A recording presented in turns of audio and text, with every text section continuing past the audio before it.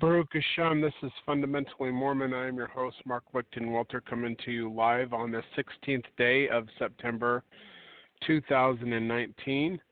The guest call-in number is 917-889-8827. That's 917-889-8827. There are 100 lines available for people who want to listen to this live.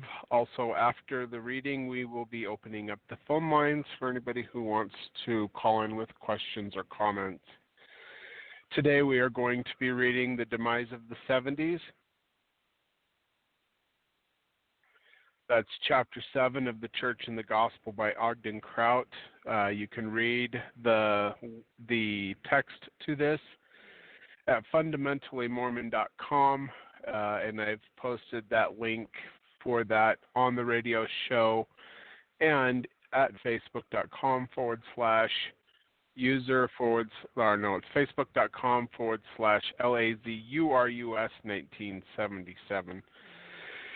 So tonight I'm just doing the audio, no video.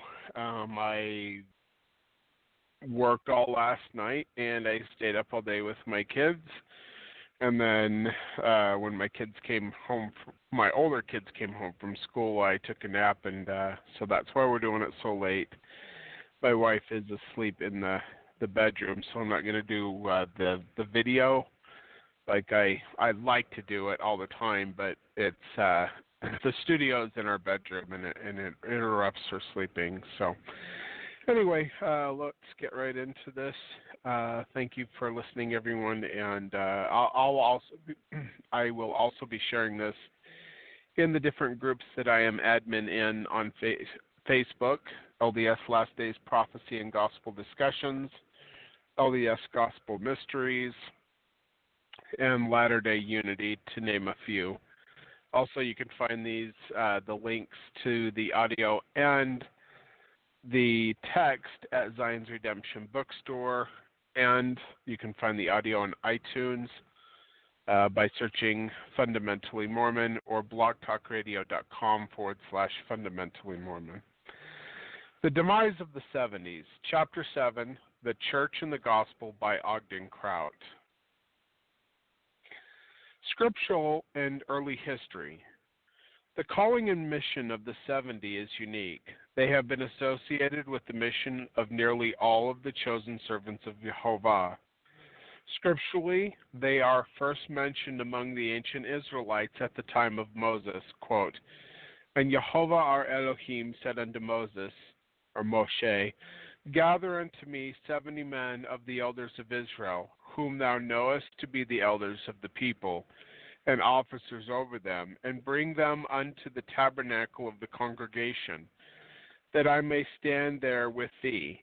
And I will come down and talk with thee there. And I will take the Spirit which is upon thee, and I will put it upon them, and they shall bear the burden of the people with thee, that thou bearest it not thyself alone." Numbers chapter 11, verses 16 through 17. And Moshe, or Moses, went out and told the people the words of Jehovah their Elohim, and gathered 70 men of the elders of the people, and set them around the tabernacle. And Jehovah came down in a cloud, and spake unto him, and took of the Spirit, or the Ruach, that was upon him, and gave it unto the 70 elders. And it came to pass that when the Spirit rested upon them, they prophesied and did not cease. Numbers chapter 11, verse 24 through 25. Referring to these passages in Numbers, B.H. Roberts, president of the 70s, explained, quote, "It is fairly safe to conclude the 70 elders of the two passages in question were really a quorum of the 70 as we know it." End quote. 70s, Course in Theology, first year, page 5. Roland S. Wells also spoke about these early 70s, quote, "The order of the 70 is doubtless of ancient origin, as we may naturally conclude from the writings of Moses. See Exodus chapter 24, verses 1, 9, and 11. See also Numbers chapter 11, verses 16 through 25. These references to the 70s, however, although very significant, are nevertheless so meager that we find difficulty in determining the nature of their duties or in connecting them with the subsequent organizations of that body, either in the meridian of time or in the latter-day dispensation. This much, however, is certain, that their calling was of high spiritual importance in the work of Jehovah, or the work of God. Improvement Era, April 1930, page 403. So the Improvement Era was an early church magazine of the Church of Jesus Christ of Latter-day Saints, and I think they still it's still a magazine for the younger kids, but they started doing the Ensign, which is the adult, I guess, magazine of the church. So, but anyway, the Improvement Era was pretty. It was the church magazine back in the day. So, all right, continuing on. So I actually, the words that Ogden wrote, like whenever I see it say the Lord, especially when it's Old Testament, anywhere it says the Lord in the King James Bible, which is where most of these scriptures are taken from, the original said the Tetragrammaton, the YHVH, which stands for Jehovah, and we know that the spelling of Jehovah is correct because there are almost 2,000 manuscripts that Nehemiah Gordon has found with his crew since September. And it's actually interesting. When the airplanes were flying into the building on September 11th and they were screaming Allah Akbar, right at that point, that's when Nehemiah, not knowing that was happening, he was over in Israel, he found the first Masoretic, I think. He found the first vowels in his first manuscript that gave the correct pronunciation for the YHVH, which is Yehovah, which is anglicized as Jehovah. Anywhere it says the Lord your God in scriptures, it literally says in Hebrew, Yehovah Ya Elohim, or Jehovah our Elohim. So whenever I see the Lord your God, I just say Jehovah your Elohim. Also, when Jesus was alive, he was a Hebrew child, little Jewish kid, and his mother Miriam, not Mary, because it's been anglicized. Miriam, actually I don't know what the name for daughter is. If it was a son, it'd be Ben, but I can't remember what the name for the. Anyway, but Miriam was the daughter of Yosef, but also the wife of Yosef. So her dad's name was Yosef, and her husband's name was Yosef, and they named their son what the angel Gabriel told him to name him, which was Yeshua HaYoshia. And what that means in Hebrew is name him salvation, which is what Yeshua means. For he shall save his people. That's what Jesus' name is. His name never was Jesus. That's transliteration. And the first time I ever found that was reading Jesus the Christ by James Talmage, which he was an apostle in the church back in, I think in the 20s and 30s, even the teens, maybe 1920s. But anyway, he published his book, Jesus the Christ, and I think it's on page 38, where I first learned the Hebrew name of Jesus, which is Yeshua. So whenever I refer to Yeshua, that is what the Gentiles called Jesus. But there's no J sounds in the Hebrew alphabet.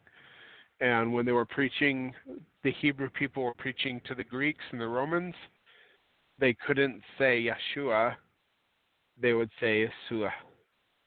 And eventually it became Jesus, Yesu, and like over the years it has grown into different names. So like people down in like in Spanish countries, they don't say Jesus, they say Jesus. Well, speaking of the same person, they have a different name for him. But when he was alive, his name was Yeshua. So Yeshua established his church with the council of the 70 and gave them power in their ministry, or he gave them authority in their priesthood. When they returned from their missionary activities, they reported astounding success. Quote, and the 70 returned again with joy, saying, Lord, or Adonai, because that's what that actually translates to, Adonai, even the devils are subject unto us through thy name. Behold, I give unto you power to tread on serpents and scorpions, and over all the power of the enemy, and nothing shall by any means hurt you. See Luke chapter 10, verses 17 and 19. In our own dispensation, Jehovah, our Elohim, again designated a quorum of men to be the 70s. It was established in 1835, just 2 weeks after 12 men were called to be apostles. B.H. Roberts, who was a president of the 70 back in the 20s, recorded Joseph Smith's description of that occasion. Quote, on the 20, and B.H. Roberts is actually the last person to write a comprehensive history of the church. Up until currently, they're writing the history of the Mormon people, and they call it the Saints. And the LDS Church is actually commissioning that work right now. But the last great volume of history was done by B.H. Roberts, the Comprehensive History of the Church, which was written out in article form and then composed into a book. And I think there's either 5 or 7 volumes. Anyway, continuing on. On the 28th of February, the church in council assembled, commenced selecting certain individuals to be 70s from the number of those who went up to Zion's with me in the camp. Doctrinal History of the Church, Volume 2, page 201. So the Lord revealed to me a number of years ago that the difference between a 70 apostle and one of the quorum of the 12, if they're ordained correctly and they're actually apostles and are witnesses, the 12 are supposed to be special witnesses to the whole world who have both seen and embraced the Savior. So people like Peter, James, and John and the apostles of Yeshua in his mortal ministry, like he appeared to them after his resurrection, and he said, handle me and see, for a spirit hath not flesh and bones as ye see me have. But Paul became an apostle who was called Saul. He saw Yeshua in a vision on the way to Damascus, I think, Emmaus or Damascus. Anyway, he saw Yeshua in a vision, but he never embraced him. He was a 70 apostle. So when he talks about being an apostle, he was never one of the 12. He was one of the 70s. Anyway, but that's the difference between that's what's supposed to be the difference between a 70 and a 12. Is that as a 12 is handled him and seen, and a 70 has only seen in vision. So let me just address my son. Keep your tongue in your mouth, please. He's like got his tongue hanging out of his mouth. Like he's like sitting here listening to me and playing video games, and he's chewing on his tongue. And I'm like, seriously, child. So go wash your face if you need to. If you're trying to lick your face off with your tongue like you're a dog, you should go down to the bathroom and wash your face off. That's disgusting, isn't it? Anyway. I wish I had a studio. Actually, you know what? We're moving here probably next month, and there is a room upstairs that is going to be a perfect desk, like office space for me, a perfect studio. And it's got its own door. It's not in the bedroom, so I'll be able to do the radio shows whenever I need to do them without disturbing people. It's going to be so nice. There's 4 bedrooms upstairs and 2 bathrooms, and then on the main floor there's a bedroom and a bathroom. And then downstairs needs to be finished, but there's going to be a family room and 2 bedrooms and a storage room. So we're really excited. It also has 10 acres of property. I think it's about 7 acres is where the hay is, complete with irrigation. We'll have 26 shares of water and pasture in the back, and it's got a garage and plenty of storage. We are extremely excited.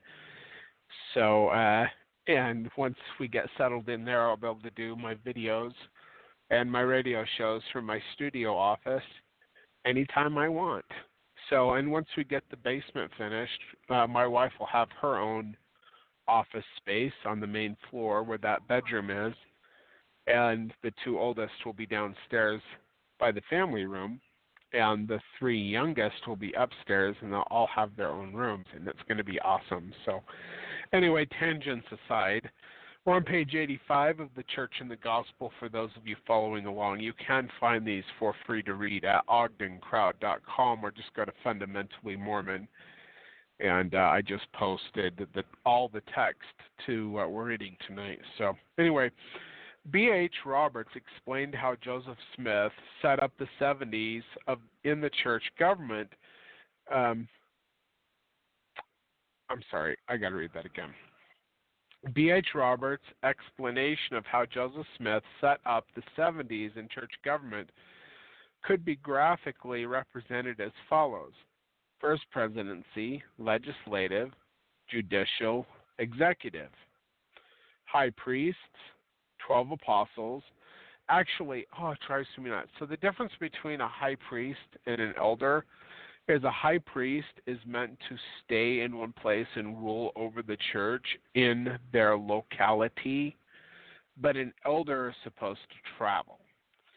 So the 12 apostles were only meant to be elders, and the 70s were meant to be elders as well, and they would travel the earth and do missionary work. They were not supposed to have the home in Zion according to Joseph Smith. Now, lots of things have changed since the restoration and foundation of the church, but they never were changed by revelation. God gave us instruction on how things should be done, and a fundamentalist like myself believes that there's no reason for them to change everything like they do, and they change a lot. And then because most of the members of the church follow the correlated discussions and lessons, they don't know anything about how things used to be, unless they find it in anti-Mormon literature, and then they freak out because they're like, oh my gosh, the church is so evil because it changed and they're trying to cover it all up. Well, God gave it a certain way, and that's the way it should continue. Anyway, as far as the structure of the church. Anyway, the elders, the 70. Okay, like stakes, foreign missions, wards, and branches. Actually, I was just talking to somebody about this on Facebook, and they were saying, there's 16 million members of the LDS Church, and I said, well, those numbers are inflated. And he said, what?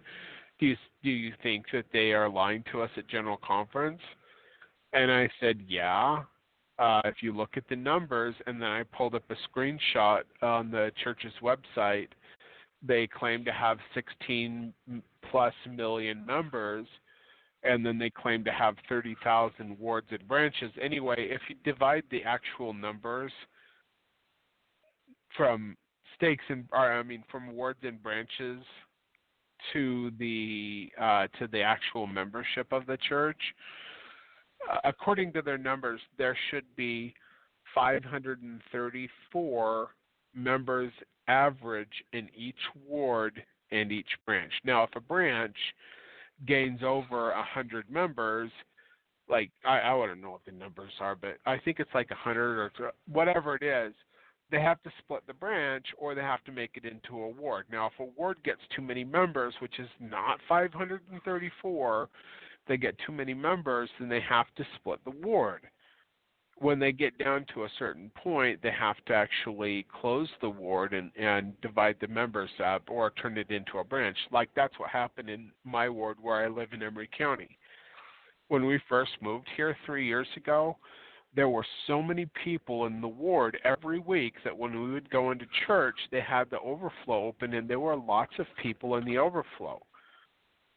And then over the course of 3 years, people started learning about the deception and the lies and the changes and stuff, and they stopped going to church. And I think it's so stupid because, like, they created this controversy. I don't tell people who I am or even promote my podcasts within the area where I live. And nobody would have known about any of this in the area, but the stake president told my bishop that he did not want me to speak at church. And I said, I'm not going to come to church and sit here like a bump on a log. I said, I was a gospel doctrine teacher many, many times. I was a teacher in the Elders Quorum, in the Elders Quorum presidency.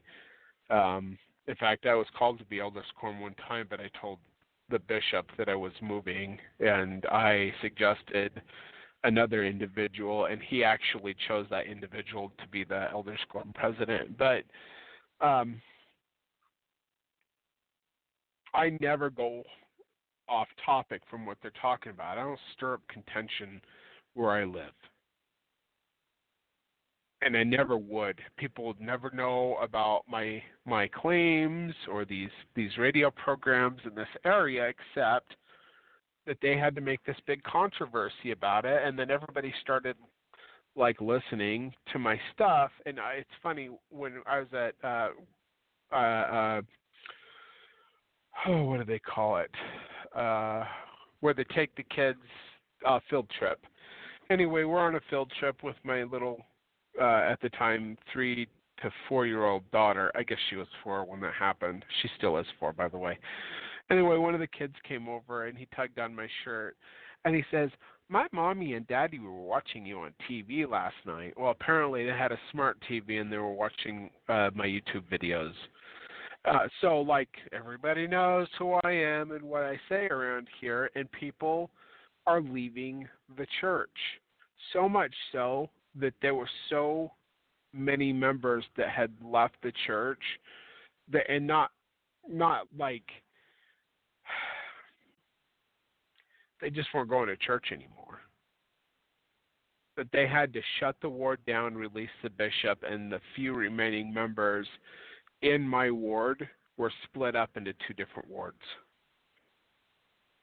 because they had lost so many members of the church in this area because they watched my videos and listened to my stuff. Now, a lot of them, like, and then the true believing members of the church, they all flip out and make up stories about me so that people don't listen to me and disparage me, but it's actually goes against what they're trying to do, because when people hear about my stuff, then they start listening, and then things are exposed and people leave the church, which is not what I wanted to begin with. When people come to me and say that they want baptism by my hand and I've got a place to baptize, font, well, it's a hot tub, but it works.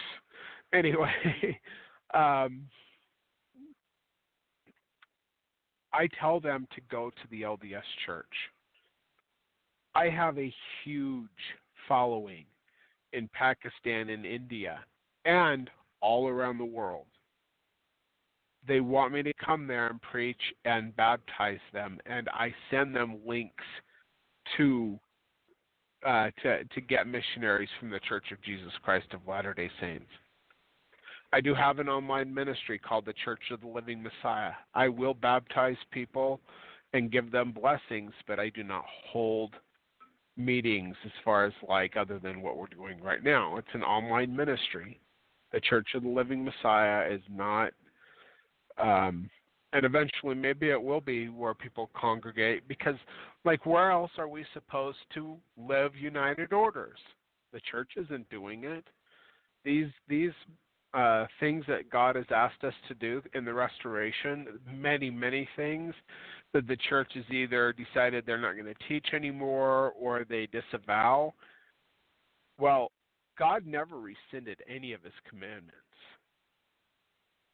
And in order for us to keep higher laws so that we attain exaltation in the celestial kingdom, it ain't about going to the temple and paying your tithing to a corporation that has $32 billion in the stock market.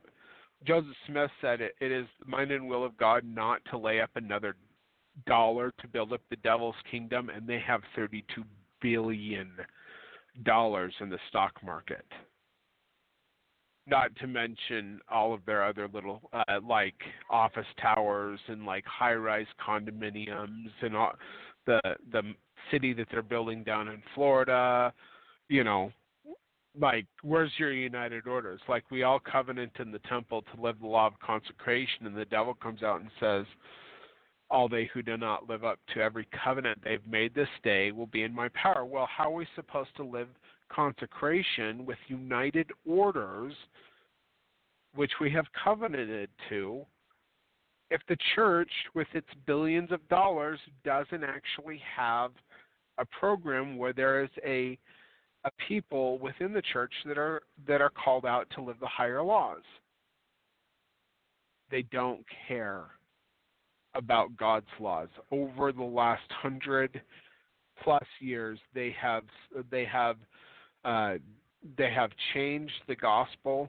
I mean, back in the old days, everybody knew that Jesus was the son of Jehovah or Jehovah back in the early part of the restoration. It even talks about that in the scriptures. And it's the temple dedication for the Kirtland temple refers to Jehovah or Jehovah, our great Father, and his son Jesus Christ.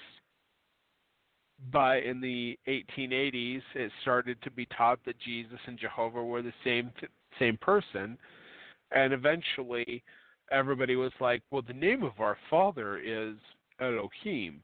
Well, in Hebrew Scripture, all over the place, wherever you see the Lord your God, it actually says in Hebrew, Jehovah Elohim. Jehovah Elohim. The Lord your God. Jehovah your Elohim. Elohim is a title which means mighty one. It does not mean what you think it means. Moses was called an Elohim. Pharaoh was called an Elohim. The judges of Israel were called Elohim. Pagan gods were called Elohim. It is not the name of God, the eternal Father, or God, the Father of Jehovah, or God, the Father of Jesus, or whatever. And even that word God drives me absolutely insane. It's a paganized version of it. Does not convey what God really is. It doesn't. And like people that are like, oh, you can't say God. God is not his name. God comes from pagan roots, like the way we use it in English. You know, and over the years, things change. Joseph Smith said that if they contradict, if any man preaches to you or writes to you or preaches to you things contrary to the Bible, the Book of Mormon, the doctrine or the Doctrine and Covenants, set them down as imposters. Hold on. That is a $300 device. If it is not working, you shut it off. Then shut it off. No, you need to shut it off.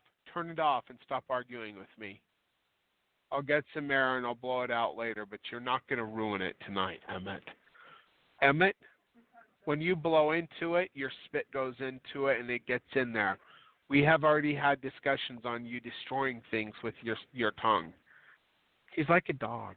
He likes to lick things and blow at things.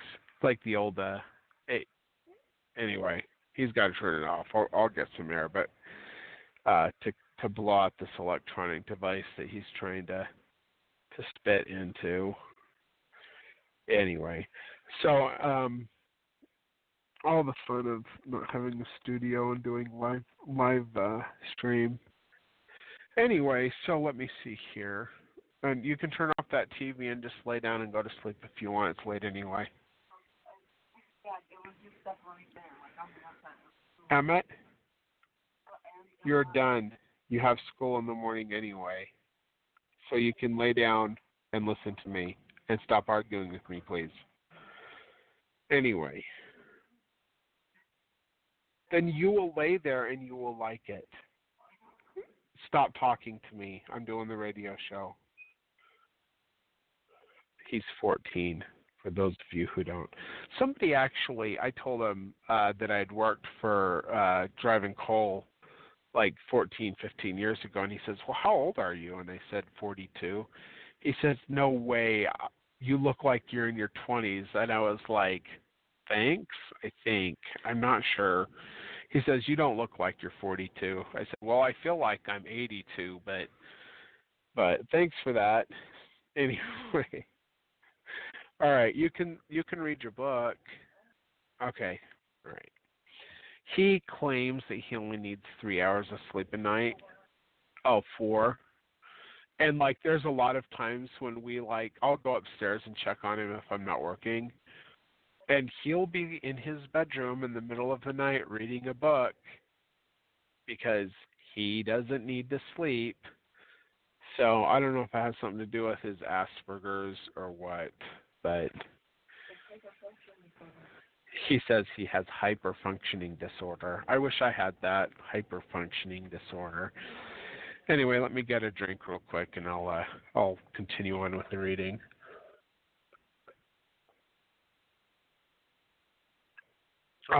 Nothing better than water. Hold on here. All right. The calling and office of the 70 was not only an important part of the church organization, but an organizational part of the Melchizedek priesthood. According to the apostle Bruce R. McConkie, quote, one of the ordained officers in the Melchizedek priesthood is that of a 70, end quote, Mormon Doctrine, page 707. Called by revelation. The selecting of the 12 and the 70 was done by revelation. It was the fulfilling of a vision which the prophet Joseph Smith had, and undoubtedly is the one mentioned in Doctrine and Covenants, section 107, which states, quote, and it is according to the vision showing the order of the 70 that they should have 7 presidents to preside over them, chosen out of the number of the 70. Doctrine and Covenants, section 107, page 93, or on page 86 for any of those who are following along. These groups of men had not only seen in vision, but God had specifically called for the organization to be established and gave all of the particulars on how it should function. Quote, President Smith then stated that the meeting had been called because God had commanded it, and it was made known to him by a vision and by the Holy Spirit. Doctrinal History of the Church, Volume 2, page 182. The prophet Joseph Smith, to those men assembled, quote, he, speaking of God, could not organize his kingdom with 12 men to open up the gospel door to the nations of the earth, and with 70 men under their direction to follow in their tracks, unless he took them from a body of men who had offered their lives and who had made as great a sacrifice as Abraham did. See, I'm not done with the quote, but when God restored the church through the prophet Joseph Smith, the 12 and the 70 were the missionary force of the church. They weren't going to the branches and to all the area conferences and stuff like they do today. They're actually going out and doing missionary work among the Gentiles and the Jews. Now they send a bunch of young, inexperienced kids out. And don't get me wrong, I loved my mission. I still have dreams about being a missionary sometimes.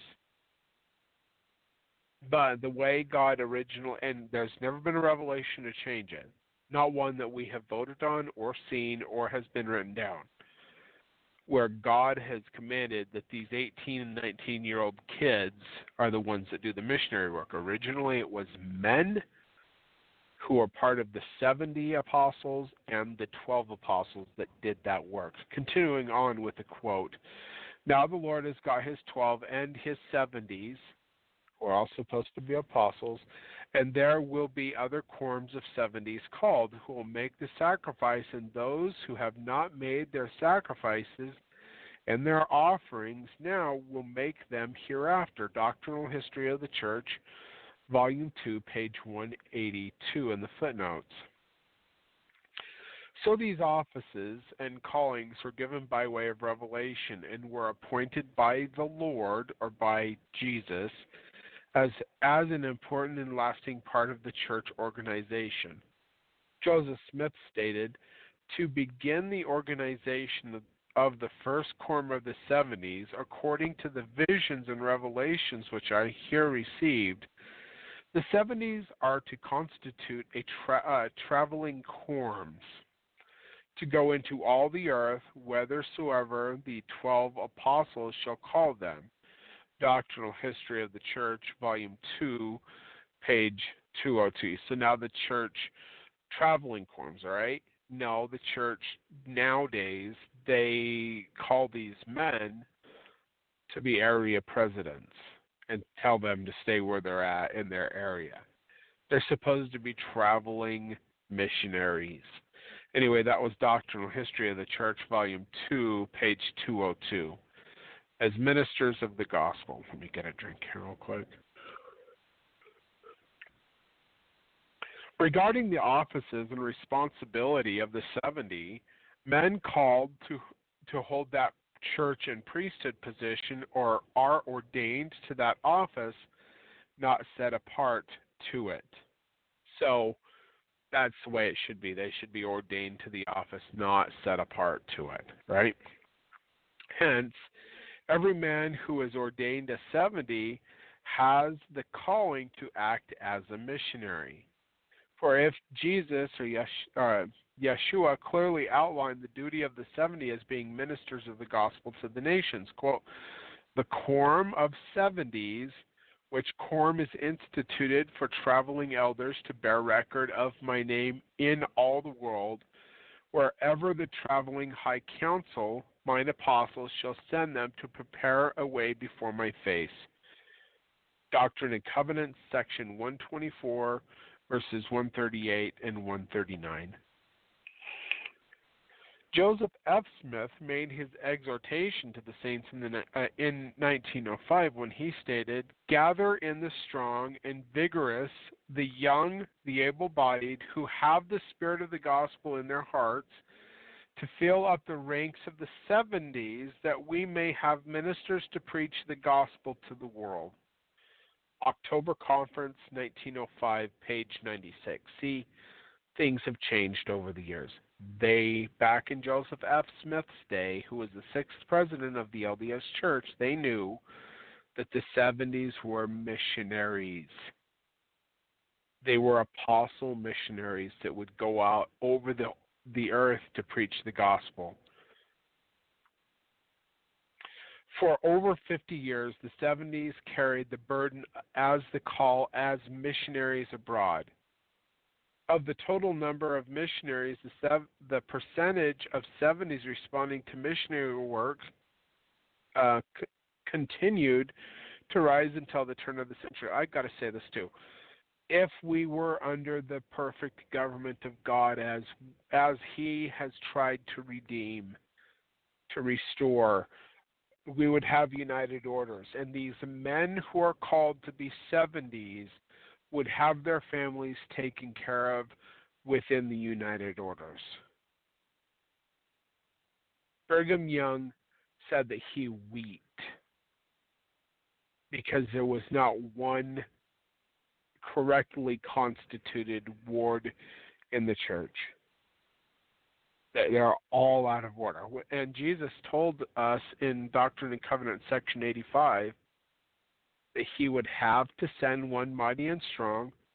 He never says the one mighty and strong, by the way. It drives me nuts when they're like, I can't wait till the one mighty and strong comes. Well, there's no the one mighty and strong. There's actually 15 for this earth. And I've talked about that in other places as well. But he would send one mighty and strong to set the house of God in order, which implies that it would become out of order, which it already had been unraveling. And in section 124, Jesus gives them the last warning. He says, if you will not be obedient unto the things which I command you, you shall be rejected as a church with your dead. And in the teachings of the prophet Joseph Smith, it says that he will choose another people. And basically what he was teaching is that if Zion will not purify herself, that he would choose another people to carry on his work. So when the LDS Church gives you the false doctrine that there can never be another apostasy, they're lying to you straight to your face. It's as bad as somebody who pulls out his junk and pees on your leg and tells you it's raining. But you wouldn't know that if you only knew the correlated history of the church, because they want to keep things from you. The gospel's never been different. It's been changing. Because the gospel that they're given to you is the gospel mixed with the perversion of men and the teachings of men, because they have gone and thrown many things away that were restored and changed doctrines and ordinances. Anyway, continuing on with the reading. However, after 1900, the percentage of 70s on missions dropped considerably. From then on, the 70s were never again to reach even 1/3 of the missionary force. And there's nothing wrong with people going out as member missionaries. I don't think there's anything wrong with that. We should all be lights, and like Jesus said, that we should be a light on the hill, right? But the 70s were called to be traveling missionaries. That was the missionary force that God restored to the prophet Joseph Smith. Not to go into some family and tell them they need to send their little boys and their little girls out somewhere in the world to go preach the gospel for 18 months or 2 years. That there should be mature men who are called to be 70s, who are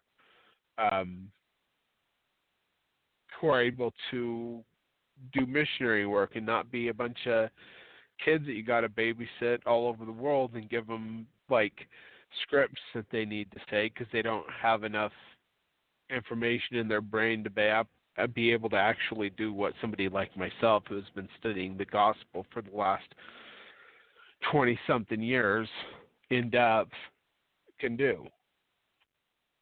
Anyway, the following figures showed the decline of the 70s in the foreign missions after 1900. In 1900, there was 92%. By 1905, there was 27%. By 1910, it was 19%. By 1915, 17%. 1920, it was down to 12%. 1925, it was down to 9%. By the time 1930 came around, it was down to 8%. And then it went up a little bit in 1935 to 11%, 1940 up to 27%, but then it dropped in 1945 down to 9%. 1950 it dropped down to 7%, and then by 1970 it was less than 1%. Taken from, let's see here, The Role and Function of the 70s, LDS History by James N. Baumgarten, I guess. The Lord Yeshua has clarified, however, that it was not the responsibility of those in the other priesthood offices to take the gospel to the other nations. All right, quote, it is the duty of the traveling high council to call upon the 70, so he's talking about the traveling apostles,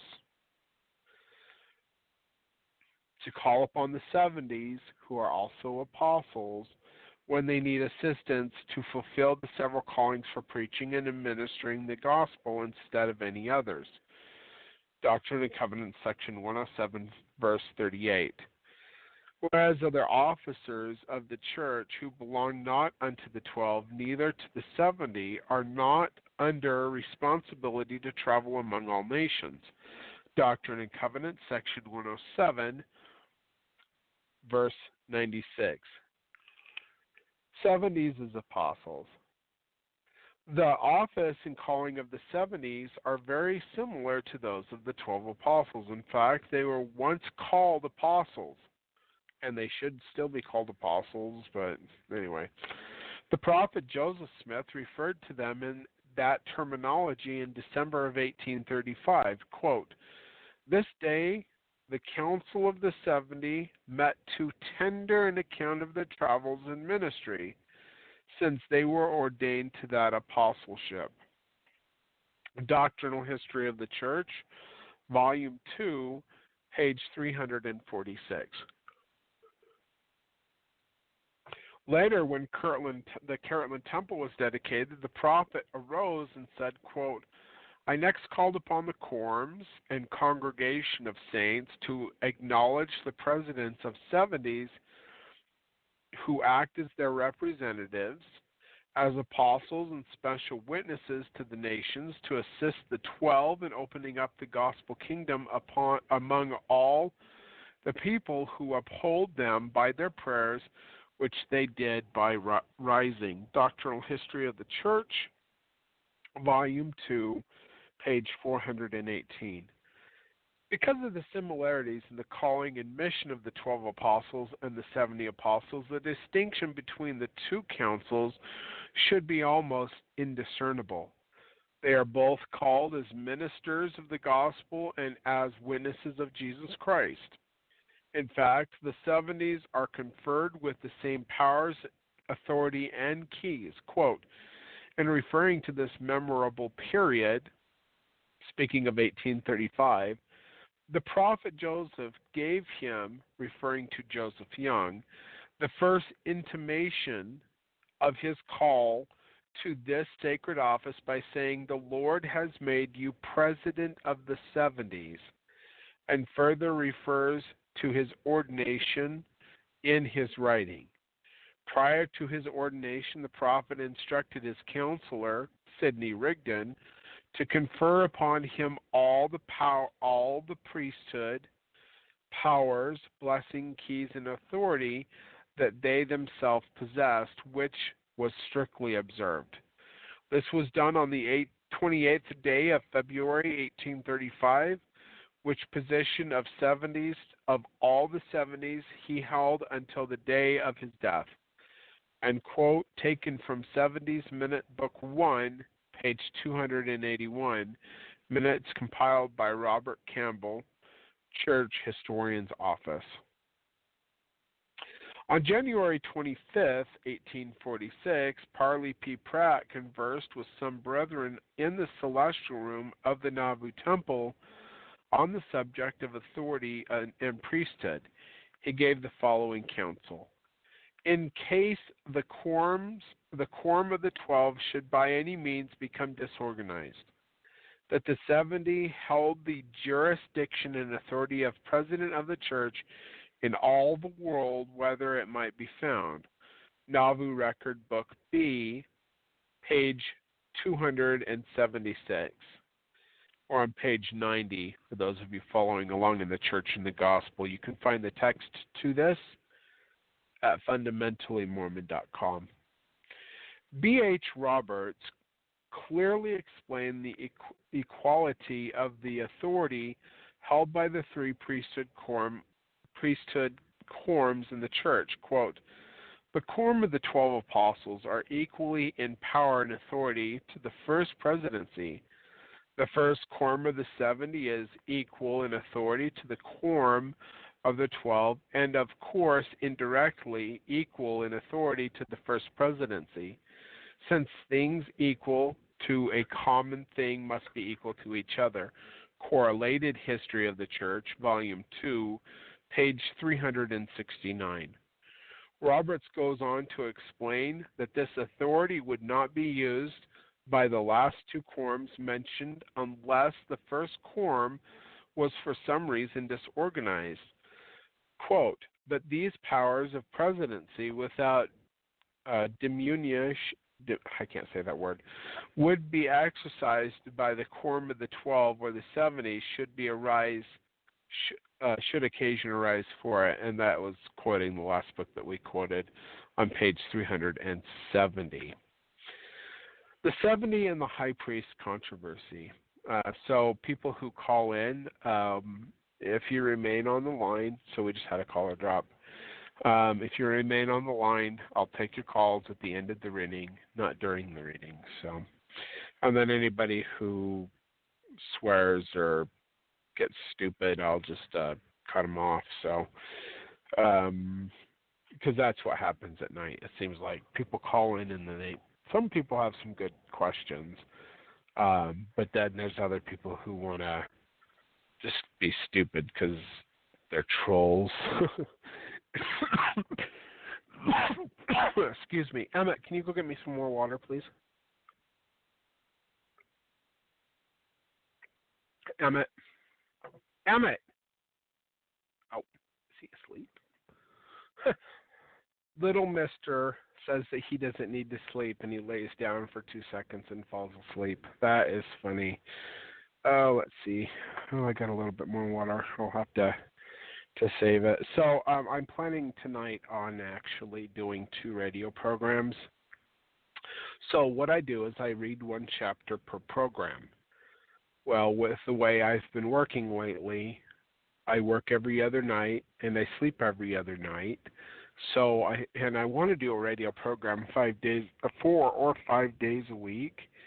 It's just really hard. So as soon as my kids got home today and I didn't have to watch my newborn and my 4-year-old, I went and took a nap and slept enough so that I can actually be awake to do a couple of radio programs tonight while I'm, not driving my semi-truck. So anyway, continuing on, even in the days of Joseph Smith's problems arose over the difference in authority between the 70 and the high priests. Brigham Young tried to clarify, quote, that the 70s are ordained apostles, and when they go forth into the ministry, they are sent with power to build up the kingdom in all the world, and consequently have power to ordain high priests and also to ordain and organize a high council. Some of the high priests have been ready to quarrel on the subject, supposing that they had power and authority above the 70s, because they're like, we're high priests. Well, each office has a place. It doesn't mean that there's higher and lower authorities. The high priests are meant to be stationary, where the elders of the church are meant to travel. I don't want to get into that too much, though. But anyway, so like people in their heads, they get in these little controversies in their heads, and then they go crazy over them, thinking that they have authority over other people, which goes against the whole free agency thing. So anyway, let's see here. And some of them, in some of their zeal for power, to have abused and trampled on the feelings of some of the 70s.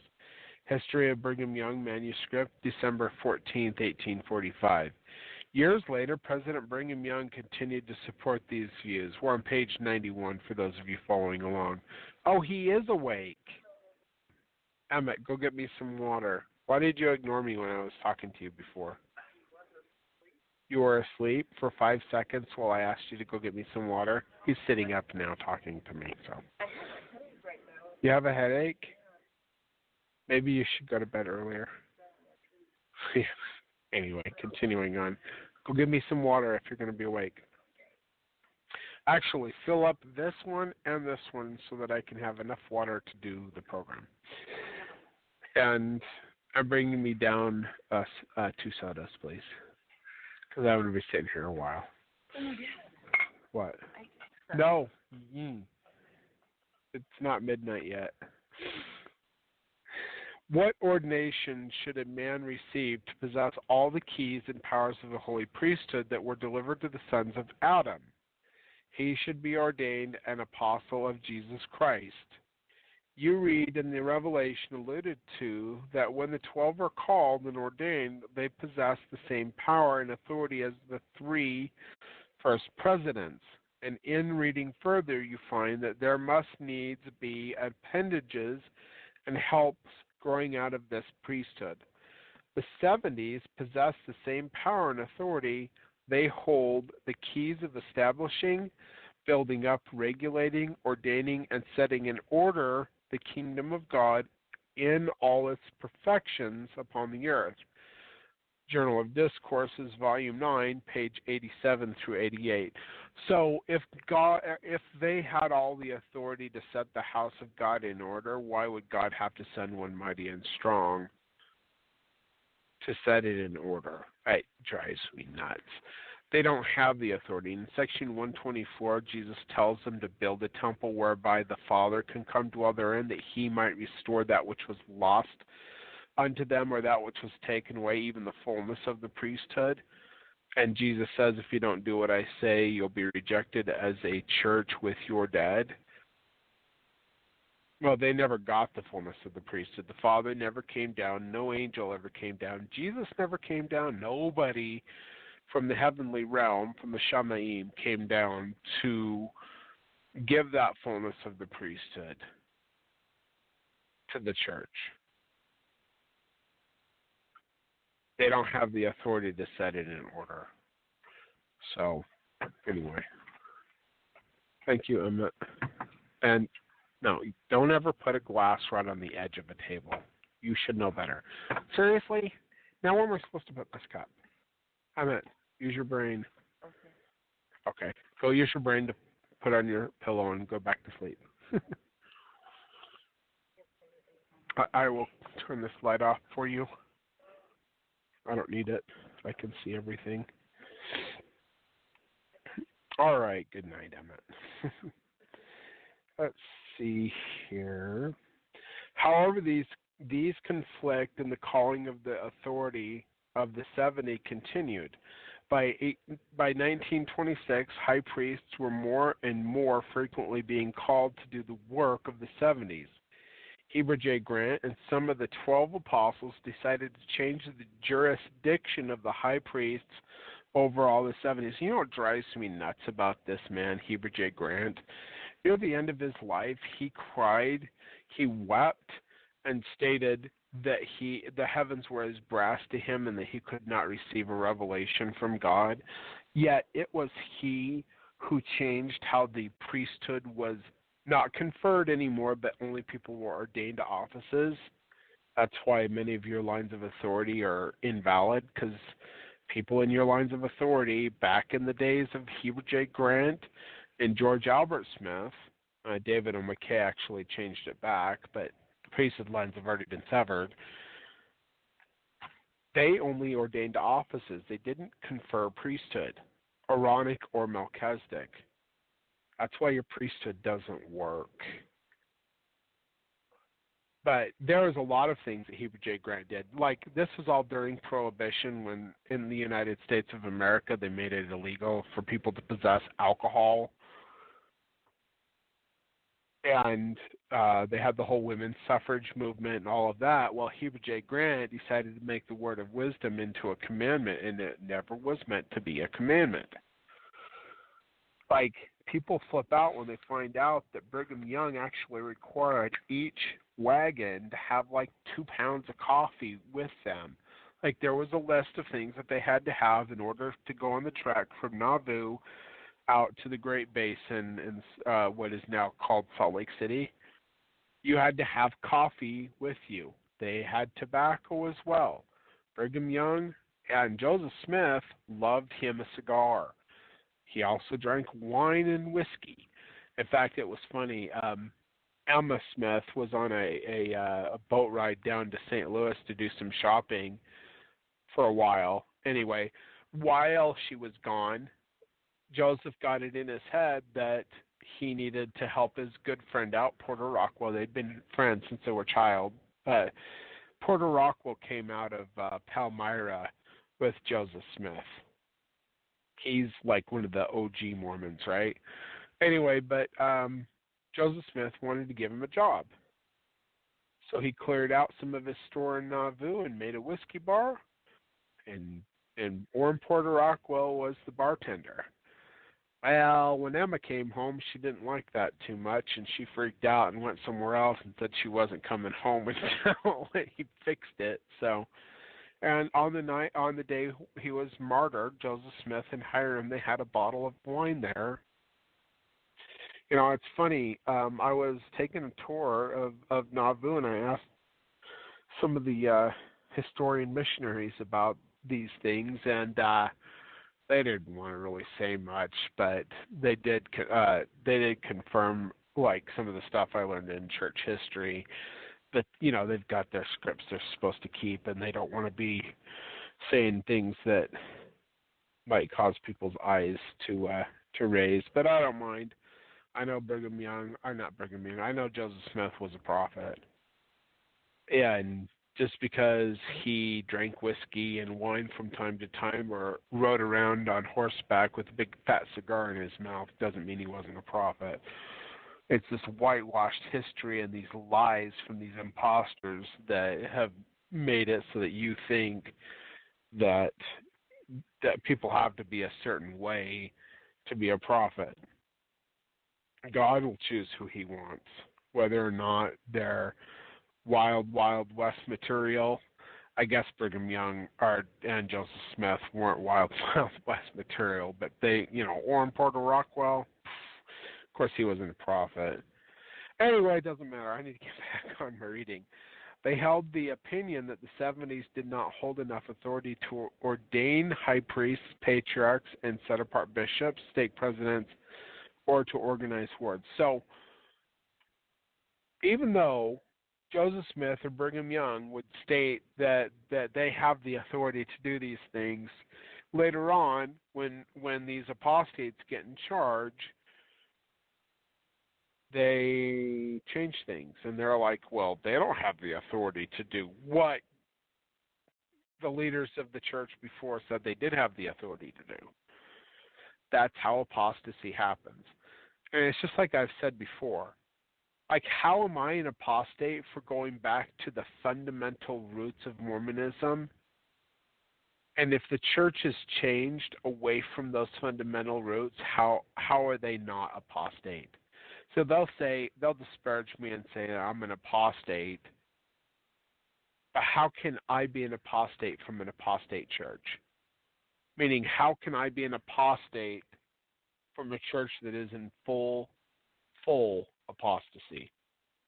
And if God sends or decides to send me or anybody else like Yirmiyahu or Ishia or whatever, Jeremiah or Isaiah or any of the other holy prophets to tell the people to repent, and I come from out of the, like Samuel the Lamanite, who are any of you to say that I'm a false prophet or apostle when I'm trying to get you to go back to your roots, to turn back to the first works, as Yeshua told John through the book of Revelation. Well, turn back to your first works. Anyway, number one, B.H. Roberts jumped to the defense of the 70s and wrote a long letter to Heber J. Grant and the 12 concerning this issue. He quoted many scriptural references and also related how those same problems had been resolved by Joseph Smith and Brigham Young. See, these guys, They get called to be these leaders, and they don't even know what Joseph and Brigham and others said about these things. They are just going to do whatever they want, and if they do something different, well, that's the way God wants it to be, because God will never let the church be led astray by false prophets, right? How did the early church go into apostasy if that were true? God actually values your free agency so much that even though he restores something, he'll let it go into apostasy because of free agency. You can look at the history of the world to see how things have been to know that that's true. Joseph and Brigham Young. His objects held off any administrative actions for several years. Then in 1941, John A. Whitsoe announced, "The expanding church has made it difficult, if not impossible, for the Council of the 12 to perform to their full satisfaction and many duties placed upon them. Therefore, at the late General Conference, 5 men, high priests, were called to act as assistants to the 12. This action shows the adaptability of the church to changing, increasing conditions without violating in least the divinely established order and organization of the church." They had to say that because they knew that people knew that that wasn't how things were supposed to be done. And they're like, well, we're just flexible. No, you're an apostate. You're apostate. Own it. Own what you were. You are an apostate when you change how God asks us to do things. Anyway, but that's the Improvement Era, May 1941, page 288.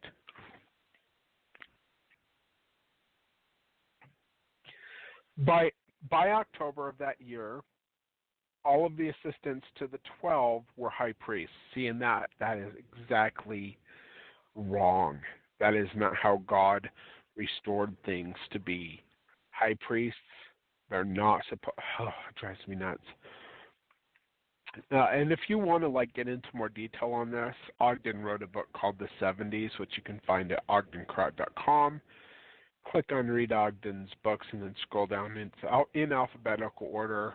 The book is called The 70s. It's a really good book. It's a comprehensive book on what the 70s were and what they became.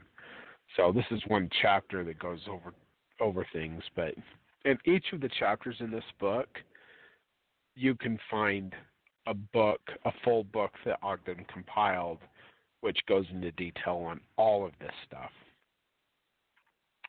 20 years later, another change was to get newspaper attention. The 7 presidents of the 70 were to become high priests.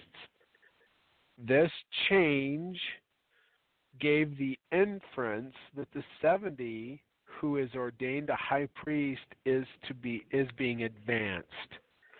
See, and Joseph Smith said that if you ordain somebody to the 70 and you find out they're high priests, you release them and send them back to where they're supposed to be. Because once you're ordained to 70, you cannot be an assistant to the 12 or one of the regular 70s. Now, you can be a standing minister in the first presidency or in the seven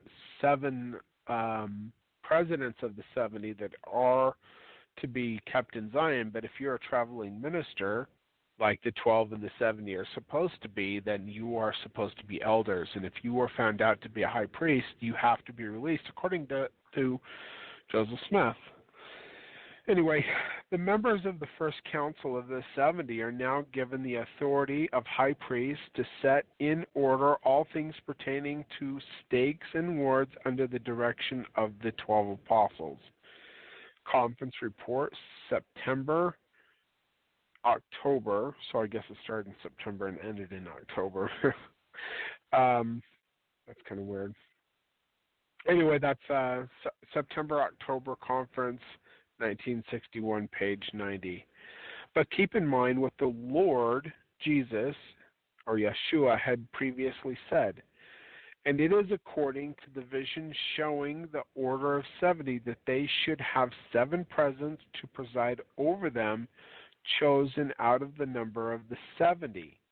Doctrine and Covenants, section 107, page 93, and not out of the high priests, but out of the 70. The prophet Joseph Smith stated that the 70s are to be taken from the quorum of elders and are not to be high priests. Teachings of the prophet Joseph Smith, page 112, are not to be high priests under stake control. After 1936, the entire program was changed and the 70s were organized into separate quorums with stake control. See, they were supposed to be over the stakes, not to be like placed in jurisdiction under the stake presidents. Anyway, continuing on, we're on page 93 for those of you following along.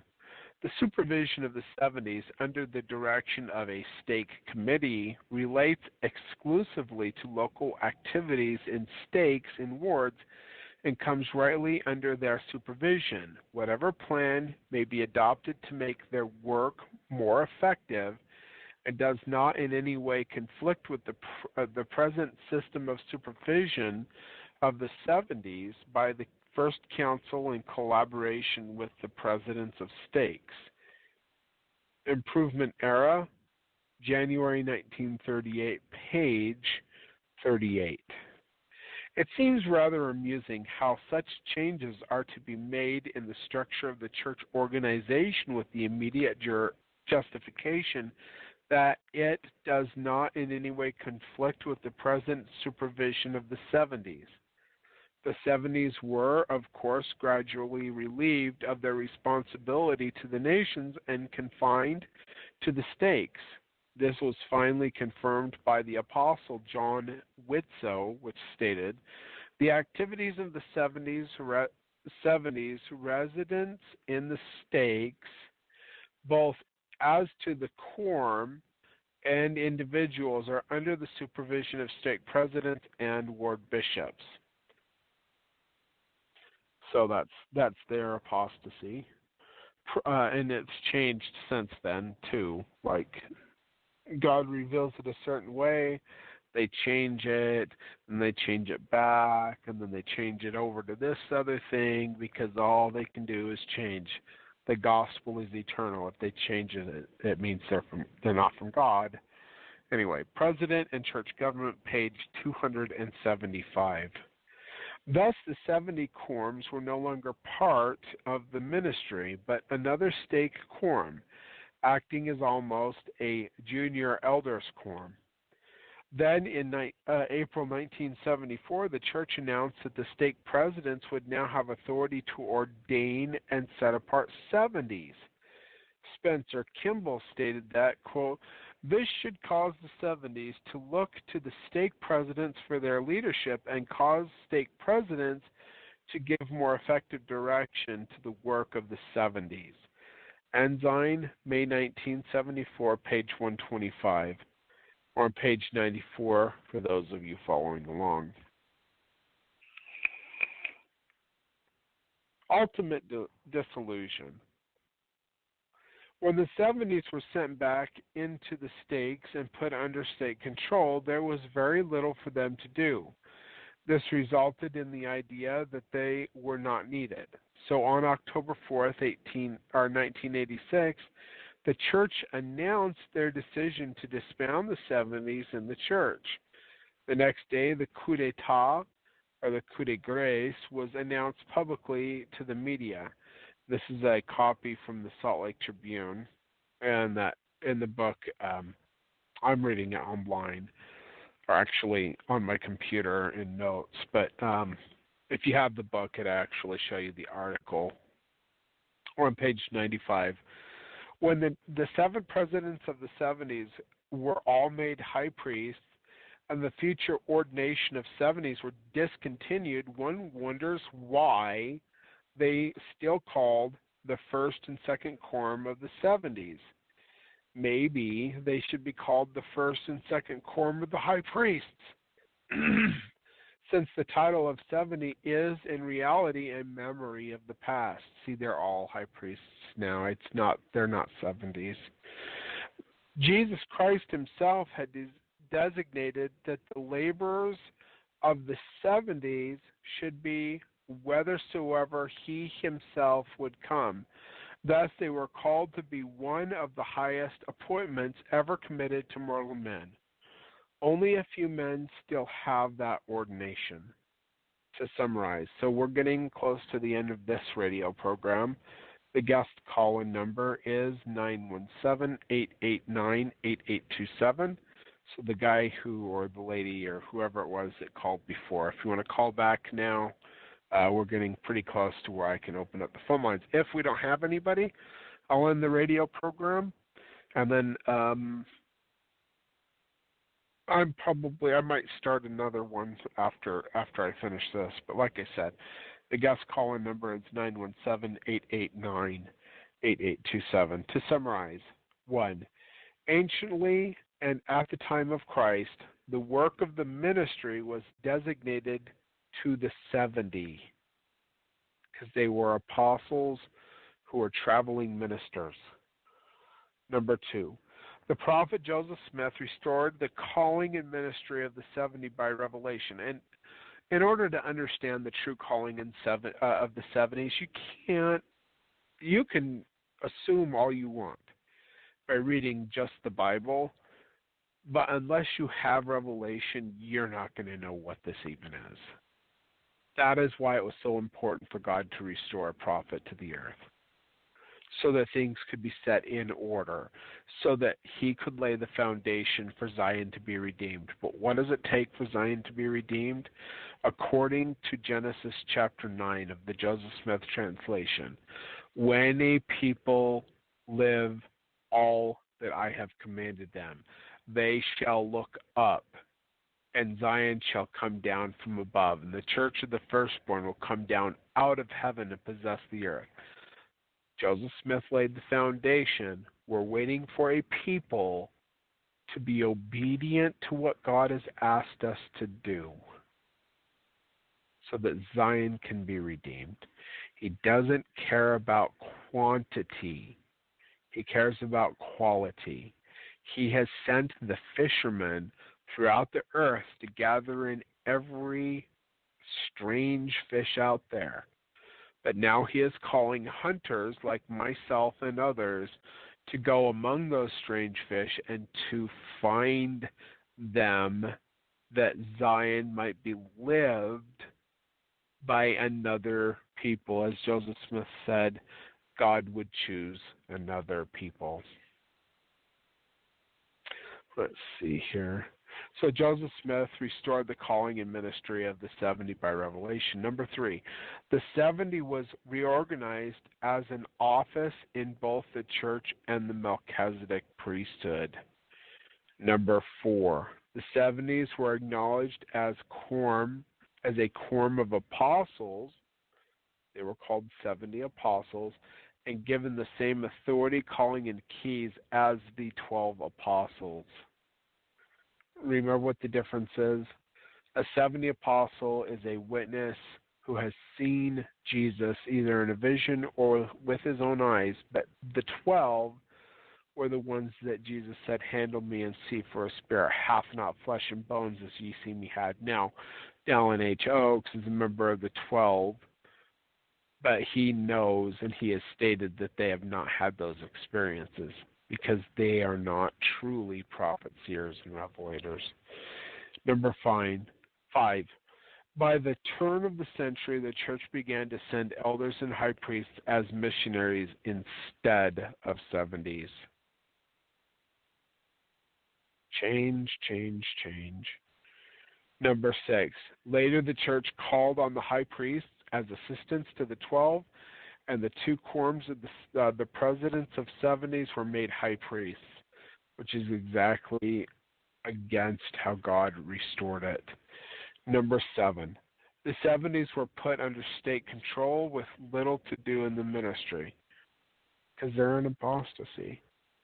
Number 8, finally, the office of the 70 in the church was totally disbanded. So we don't have any phone calls, and I'm going to make sure to post all of this to all of the groups here. Hold on. I got to turn this off. Turn that off. All right, I think it's off. Anyway, I'm just trying to see what the next chapter is called, so that you can know. And that one specifically that we just did. It's called The Demise of the 70s, Chapter 7 of the Church and the Gospel by Ogden, Kraut. So the next chapter we're going to be going to is Chapter 8. And that chapter is called The Gathering of Israel, Chapter 8 of the Church and the Gospel, and I'll post that also at fundamentallymormon.com so people can read it. So anyway, since we don't have any guest callers and there's no one in the chat room, we're going to end the program. Thank you, everyone, for listening. Please like, share, and subscribe. Don't forget, you can find these at Apple iTunes in the podcasts section. And you can also listen to my old programs, The Kingdom of God or Nothing, where I have covered many, many more books of Ogden Kraut. I think there's 460-plus episodes there. So back then, I would read for 2 or 3 hours and just go through as much as I could get through. Now I actually just do one chapter a day. And if the chapter is only a 20-minute read, that's how long the program is, because that's the way it's going to be. So anyway, when I come back on, we'll be reading the next chapter, like I said, The Gathering of Israel. But until then, everyone take care, God bless, and shalom. Goodbye.